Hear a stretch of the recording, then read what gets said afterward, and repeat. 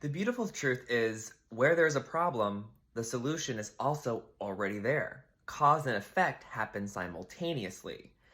As the human, we cannot experience both the problem and the solution simultaneously because those would be two opposing things happening at the same time. And we can't believe in two opposing things at the same time. Because if you believed there was a problem and you also believed in the solution, if the solution cancels out the problem and closes it up, then there is no problem at all. So then if you believe there's a problem, then you do not believe there's a solution. You can only see one thing at a time. So in order for us to see the solution, we have to give up the problem. Forgiveness.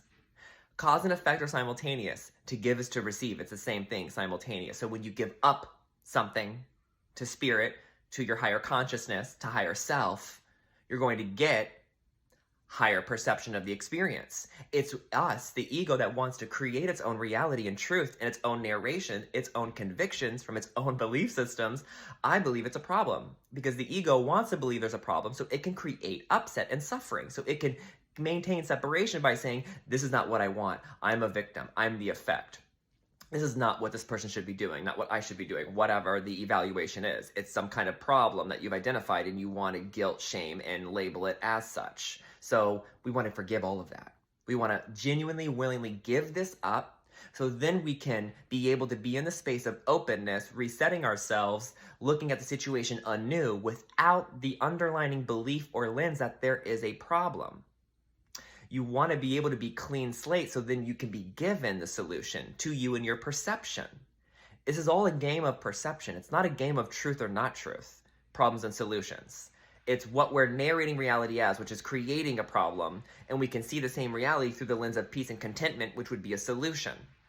So I don't want to cause a narration inside of my reality because perception is reality. So why do I want to cause a perception which is going to then render me in a reality of upset if I'm focusing on a problem and an opposition to it? Versus if I can accept it and inquire within myself, what about me does not like what's going on? What about me is expecting the solution to look a certain way? What am I looking for?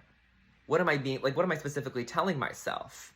And so when you're asking yourself these questions from a place of curiosity, you want to be gracious in your curiosity of self and introspection. Be very mindful not to guilt and shame, because as a creator, and we are creators, we often will guilt and shame ourselves when we are creating suffering, because we do. But we don't want to shame ourselves, because if you're shaming the creation of shame or suffering, you continue it. It's like doubling down. So we just want to understand whenever we see a problem, all we have to do is be willing to give it up to our higher selves.